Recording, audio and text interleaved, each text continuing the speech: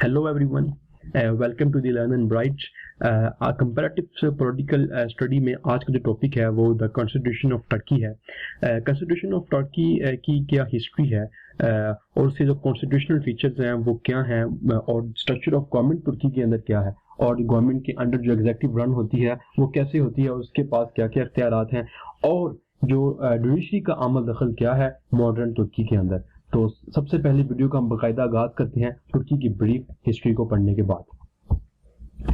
तुर्की की जो brief history है वो बहुत ही हाई लेवल की है। मतलब ऑटोमन अंपायर उस खिते में रहा जिसने 600 साल हुकूमत की तुर्की के ऊपर, जो कि दूसरी जंग अजीम के नतीजे में ख़त्म हुआ। उसके बाद जो मॉडर्न तुर्की आया 1923 के अंदर, जिसकी जो बुनियाद थी वो मुस्तफ़ा कमाल अतातुर्क ने रखी, जिसने ऑटोमन अंपायर जो तुर्की का जो पास्ट था और तुर्की का जो प्रेजेंट देखें उसमें जो मुस्तफ़ा कमाल ने वो तुर्की का कल्चर ही चेंज कर दिया, तुर्की के अंदर टोटल वेस्टर्न कल्चर लेकर आया। अब तुर्की के अंदर इस वक्त दो किस्म के जो हैं वो लोग रहते हैं, दो किस्म के माइंडसेट के लोग रहते हैं। एक माइंडसेट जो है वो कंजर्वेटिव ऑटोमन एम्पायर को मानने वाला है और जबकि जो दूसरा है वो मॉडर्न तुर्की को मानने वाला है और मुस्तफ़ा कमाल को अपना हीरो मानता है। अब जो खिलाफत थी वो एबोलिस्ट हुई। खिलाफत एबोलिस्ट जब हुई, चूंकि ऑटोमन एम्पायर जो इस्लामी दुनिया का मरकज था, जो दूसरे मुस्लिम कंट्रीज थे उनको जब नजर आया कि जो हमारा जो मरकज है वो खत्म होने जा रहा है, दूसरी जंग अजीम में जो ऑटोमन एम्पायर को हार मानी जा रही है, वो कमजोर पड़ रहे हैं, तो डिफरेंट मुस्लिम कंट्रीज ने डिफरेंट किस्म की तहरीकें चलाना शुरू की। पाकिस्तान के अंदर भी तहरीक चली जिसका नाम तहरीक खिलाफत है। जब ये तहरीकें बहुत ही ऊपर हाई लेवल तक चली गई तो जो इत्तेहादी थे, जो ऑपोजिट पार्टीज थी, वो टेबल टॉक पर आने पर मजबूर हो गई। तो टेबल टॉक पर जब जो मुआहदा हुआ जिसे हम ट्रीटी ऑफ लेज़ेन कहते हैं, उस पर जो तुर्की थी वो जो इसकी जो उस पर कुछ सैंक्शंस लगा दी गई और कुछ चीज़ों पर मुआहदा हुआ जिसके अंदर ये भी था कि जो तुर्की है उसकी जो जियोग्राफी है वो चेंज नहीं की जाएगी। ये जो मुआहदा था ये 100 साल मुआहदा था जो कि 2023 में ख़त्म होने जा रहा है। तो ये तो तुर्की की जो ब्रीफ हिस्ट्री थी जो तुर्की के खिते की। अब हम जो कॉन्स्टिट्यूशन के जो फीचर्स हैं, जो कॉन्स्टिट्यूशन ऑफ टर्की है उसके जो फीचर्स हैं, जो कॉन्स्टिट्यूशन की जो फीचर्स हैं वो ये पूरे कॉन्स्टिट्यूशन ऑफ टर्की से इलेक्ट किए गए हैं, जिनके अंदर जो बेसिक चीजें हैं वो ये हैं। जो तुर्की है वो रिपब्लिकन है, वहाँ के अंदर जमहूरियत है, जमहूरी तुर्की है। उसके बाद जो कॉन्स्टिट्यूशन ऑफ टर्की है वो रिटन है, उसके 177 आर्टिकल हैं और टोटल 7 चैप्टर हैं। उसके बाद जो नेशनलिज्म का कॉन्सेप्ट है तुर्की के अंदर वो राइट है इस कॉन्स्टिट्यूशन के थ्रू। जो पहले अगर ऑटोमन एम्पायर की बात की जाए, तो तुर्की के पास्ट की बात की जाए तो तुर्की था वो पूरी दुनिया में इस्लाम एक सुपर पावर इस्लामी दुनिया को की नुमाइंदगी करता था। लेकिन जब तुर्की आया, नेशनलिज्म मुस्तफ़ा कमाल आया, तो उसने नेशनलिज्म का कॉन्सेप्ट जो वहाँ की आवाम के अंदर डाल दिया कि जो तुर्की है वो सिर्फ तुर्कियों का है। उसके बाद जो सेकुलरिज्म का कॉन्सेप्ट था वो जो था वो ऐड किया मुस्तफ़ा कमाल ने कि जो मजहब है उसका स्टेट से कोई लेना देना नहीं। मजहब एक अलग आइडेंटिटी है, मजहब एक अलग आइडेंटिटी है और जो स्टेट है वो अलग है। उसके बाद प्रेसिडेंशियल फॉर्म ऑफ गवर्नमेंट जो कि 2017 के अंदर अमेंड हुआ कि जो हाईएस्ट अथॉरिटी है तुर्की के अंदर, तमाम इख्तियारात वो प्रेसिडेंट के पास हैं।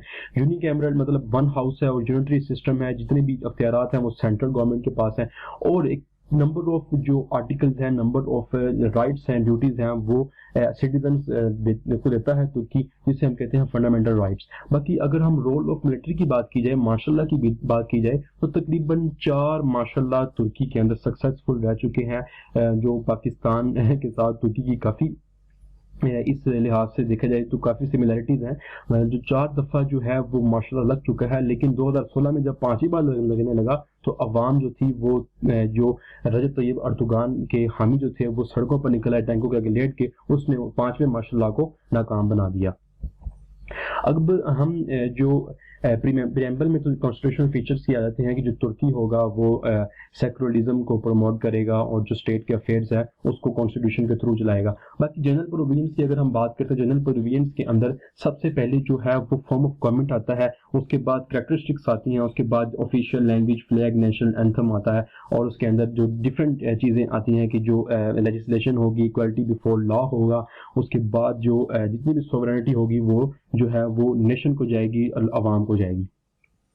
जो फॉर्म ऑफ द स्टेट होगी जो वो रिपब्लिक होगी, और उसके बाद वो डेमोक्रेटिक और सोशल स्टेट होगी, और सेकुलर सबसे बढ़कर होगी। जो उसकी जो तुर्की की जो ऑफिशियल लैंग्वेज होगी वो टर्किश होगी, उसका जो कैपिटल है वो अंकारा होगा, जो नेशनल एंथम है वो इंडिपेंडेंस मार्च होगा, उसके बाद जो नेशनल फ्लैग है वो रेड बैकग्राउंड के साथ एक वाइट कलर का स्टार और एक क्रिसेंट होगा वाइट कलर का। राइट्स, तीसरे नंबर पर हम rights and duties of individuals की बात करें तो तुर्की है वो नंबर ऑफ आर्टिकल्स इसके rights and duties of individuals को डिस्कस करता है कि वो अपने सिटीजन्स को तुर्की के अंदर रहते हुए हर किस्म की फ्रीडम देता है। जैसे जो तुर्की के अंदर है वो प्रोहिबिशन ऑफ फोर्स्ड लेबर होगी, जो मुकम्मल पर्सनल लाइबिलिटी दी जाएगी, प्रोटेक्शन ऑफ पर्सनल लाइफ होगी, उसके बाद फ्रीडम होगी कम्युनिकेशन करने की, प्रेस की फ्रीडम होगी, हर किस्म की जो रेजिडेंट्स की फ्रीडम होगी, सबसे बढ़ के जो है वो रिलीजियस की फ्रीडम होगी। उसके चौथे नंबर पर सोशल एंड इकोनॉमिक राइट्स की अगर बात करें तो नंबर ऑफ आर्टिकल्स हैं कॉन्स्टिट्यूशन के अंदर जो इसको डील करते हैं। सोशल मतलब जो हर किसी को अपनी फैमिली बनाने का और उसको एजुकेट करने का, और उसको जो है डिफरेंट किस्म की जो अपॉर्चुनिटीज हैं वो दी जाएंगी, लैंड ओनरशिप होगी। बाकी इकोनॉमिक राइट्स में आता है, इकोनॉमिक राइट्स में ये कि हर किसी को जो है वो कारोबार करने की होगी, कॉर्पोरेट सेक्टर बनाने की, कंपनीज बनाने की, और जो लेबर है लेबर को जो साथ एक जो काम है एक जो लेबर का एक टाइम सेट होगा, जो लेबर काम करती है उनका भी एक प्रॉपर टाइम होगा। उसके बाद जो लेबर है वो लॉकआउट कर सकती है, वो एसोसिएशन बना सकती है, वो ऑर्गेनाइजेशंस बना सकती है। बाकी सबसे एंड पर अगर हम पॉलिटिकल राइट्स की बात करें तो टर्की है वो पॉलिटिकल राइट्स देता है कि जो भी बच्चा तुर्की के अंदर पैदा होगा उसको सबसे पहले टर्की की जो है वो सिटीजनशिप दी जाएगी, और उसको जो है एक उम्र पूरी होने के बाद उसको राइट टू वोट दिया जाएगा। वो पॉलिटिकल पार्टी में इंडल्ज हो सकता है, वो पॉलिटिकल पार्टी की मेंबरशिप ले सकता है। उसके बाद जो ड्यूटीज उस पर आती हैं वो कि जो अपने वोट का सही से इस्तेमाल करेगा, जो कॉन्स्टिट्यूशनली जो उसके ऊपर ड्यूटीज आती हैं वो उसे बड़े ही ईमानदारी के साथ निभाएगा। अब अगर हम स्ट्रक्चर ऑफ गवर्नमेंट की बात करते हैं तो पार्लियामेंट जो ग्रैंड नेशनल असेंबलीज हम कहते हैं तुर्की की जो पार्लियामेंट है उसमें जो मेंबर्स की तादाद है वो 600 है, जो कि डिफरेंट डायरेक्टली इलेक्ट होती है, जो अपने अपने रिप्रेजेंटेटिव होते हैं अपने अपने जो म्यूनिसिपैलिटीज अपने जो हल्कों से आते हैं। ग्रैंड नेशनल असेंबली के अंदर सबसे जो फेमस चीज़ है वो यही है कि ग्रैंड नेशनल असेंबली के जो मेंबर्स होंगे वो पूरे नेशन को रिप्रेजेंट करेंगे, ना कि अपने अपने हल्कों को। और जो ये इलेक्ट होते हैं ये डायरेक्टली इलेक्ट होते हैं। बाकी फंक्शंस एंड पावर्स की भी बात की जाए तो जो ग्रैंड नेशनल असेंबली है उसके पास जो सबसे प्राइम फंक्शन है वो ये है कि वो लॉ मेकिंग करेगा, लेजिस्लेशन करेगा, जो तुर्की के अंदर है जो वो लॉ बनाएगा डिफरेंट किस्म के जो लॉ बदलते सूरत हाल को देखते हुए। बाकी दूसरे नंबर पर हम बात करें तो इन्वेस्टिगेशन है। फर्ज करें अगर कोई ग्रैंड नेशनल असेंबली इवन के प्रेसिडेंट या कैबिनेट में से कोई भी जो मेंबर है या कोई भी जो मिनिस्टर है वो करप्ट नजर आता है तो ग्रैंड असेंबली के पास एक प्रॉपर इख्तियार होगा कि वो उसके ऊपर इन्वेस्टिगेशन करवाए और उसे बर्खास्त कर दे।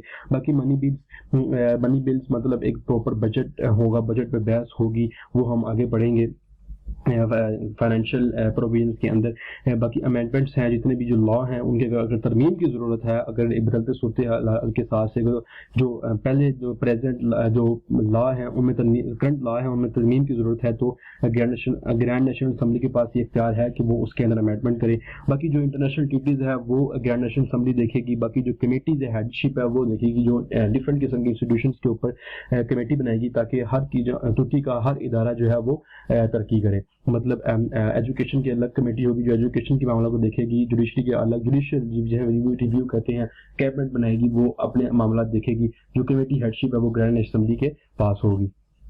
एग्जेक्टिव की बात करें तो सबसे हाईएस्ट अथॉरिटी जो है वो एग्जेक्टिव में वो प्रेसिडेंट के पास है। जो प्रेसिडेंट ऑफ तुर्की है उसमें हम डिटेल बात करें कि उसके पास जो क्या क्या इख्तियारात है। जो तुर्की का जो प्रेसिडेंट है वो जो है उसके इलेक्ट होने के लिए तुर्की उसके सिटीजनशिप होना लाजमी है, उसके बाद 40 साल से ऊपर और हायर एजुकेशन होना चाहिए, और वो डायरेक्टली इलेक्ट होगा। डायरेक्टली इलेक्ट करेंगे उसे लोग, तुर्की के लोग करेंगे, और वो कहाँ से करेंगे जी ग्रैंड नेशनल असेंबली से वो आएगा। 4 साल की उसकी टर्म होगी, टोटल इलेक्शन की टर्म भी 4 साल होती है। वैसे तुर्की का जो प्रेसिडेंट है उसके पास जो इख्तियारात होंगे वो क्या है, वो हाई लेवल अपॉइंटमेंट्स जितनी भी कैबिनेट की अपॉइंटमेंट्स है वो प्रेसिडेंट करेगा। बाकी जो वाइस प्रेसिडेंट है कैबिनेट है वाइस प्रेसिडेंट की अपॉइंटमेंट नहीं करेगा, प्रॉपर एक कैबिनेट बनाएगा, उसके बाद किस मुल्क में अपने क्या फॉरेन रिलेशन करके एम्बेसडर्स भेजने हैं वो भेजेगा, उसके बाद कॉन्स्टिट्यूशनल कोर्ट्स जुडिशरी के अंदर हायर कोर्ट्स आते हैं, उनके जो मेंबर्स हैं उनमें से तकरीबन 15 मेंबर हैं, उनमें जो 12 मेंबर हैं वो जो है वो सदर अपॉइंट करेगा, बाकी वो रेफरेंडम करवाएगा, नया लॉ बनाना है, ग्रैंड नेशनल असेंबली के बाद रेफरेंडम होगा, लोग देखेंगे, फिर जाके वो लॉ बनेगा। इस लिहाज से जो प्रेसिडेंट ऑफ टर्की है उसके पास हाईएस्ट अथॉरिटी है वो एग्जीक्यूटिव के अंदर। स्टेट सुपरवाइजरी काउंसिल, ये स्टेट सुपरवाइजरी काउंसिल होगी, ये डिफरेंट नंबर्स ऑफ मेंबर्स पर मुश्तमिल होगी, जिनकी फॉर्मेशन जो है वो काफ़ी कॉम्प्लेक्स है। उसके बाद उनका काम ये होगा कि वो प्रॉपर चेक एंड बैलेंस रखें कि जो कॉन्स्टिट्यूशन है वो क्या हिफाजत है, हिफाजत में है, जो लॉ मेकिंग है, उसके बाद जो एडमिनिस्ट्रेशन है उसकी जो काम में क्या काम कर रहे हैं और उसकी जो काम के अंदर डिफरेंट किस्म की इम्प्रूवमेंट्स आ रही है कि नहीं आ रही। बाकी तीसरे नंबर पर नेशनल सिक्योरिटी काउंसिल, जो कि एक काउंसिल है जिसमें जिनकी कंपोजिशन होगी वो प्रेसिडेंट होगा, वाइस प्रेसिडेंट, उसके बाद foreign minister, naval minister, air force minister, military minister, बाकी इसके बाद जितने भी जो हैं अहम मिनिस्टर हैं वो मिलकर बनाएंगे और उसका एक प्रॉपर एडमिनिस्ट्रेशन के अंदर रोल होगा। Administration of state of emergency की अगर हम बात करते हैं चौथे नंबर पर, तो वो ये है कि इन केस ऑफ वार और in case of any emergency तो एग्जीक्यूटिव के पास ये इख्तियार है कि वो डिफरेंट किस्म के फॉर्मेलिटीज को पूरा करते हुए जो है वो फंडामेंटल राइट्स हैं उन्हें सस्पेंड कर दे। उसके बाद जुडिशियल रिव्यू है वो एग्जीक्यूटिव के पास ये इख्तियार है कि वो जुडिशियल रिव्यू करें, जुडिशियली चीज़ों को देखें, जो कॉन्स्टिट्यूशनल लॉज हैं उनका रिव्यू करने का इख्तियार एग्जीक्यूटिव के पास है।